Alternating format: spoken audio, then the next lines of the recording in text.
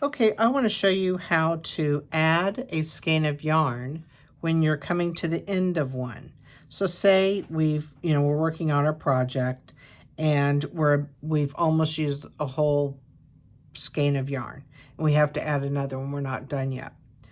What we're going to do when we have a little bit, it can be even a little bit shorter than this, but when you start to get close to the end, take your new skein, and this works for yarn that is the same color. We're not changing colors here. We're just using the same color.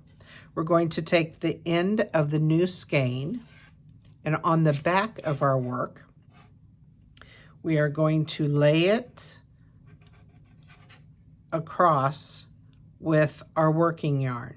Okay, our working yarn is this one, and then we're going to add this new skein. And then the end of the new skein is going to be in our right hand. And we're going to lay this over, and we are going to knit both of those pieces of yarn as if they were one. And do about 3 stitches, maybe 4, and then you drop the old skein, which is here, and then we continue with the new skein.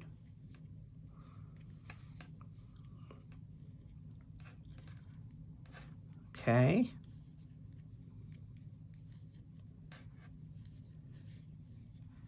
So when you look at these stitches, you can see these double stitches. We're going to treat them as one.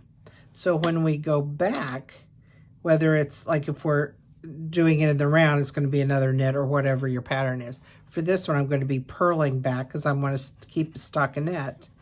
So I'm going to purl these stitches.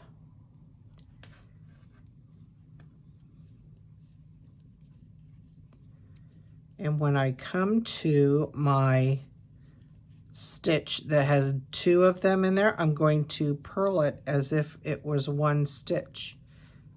All 4 of those that we did. And I'll go ahead and finish off so you can see what the front looks like.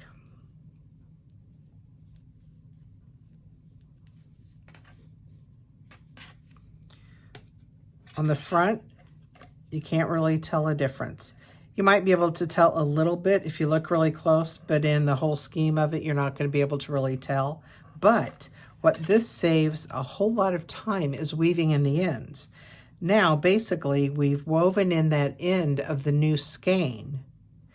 And when we are finished and we're finishing up our project, all we have to do is clip the end of that skein right there, the end, that tail, not real short, but a little bit, leave a little tiny bit of a tail, and then you don't have to weave that in, and it's just a seamless way of doing it. So, and the same with this one, because that was the end of our first skein. I'm going to clip that up. Maybe if my scissors were better. There we go. So we'll have those 2 little tags on the inside of it, but on the outside, you can't tell a difference.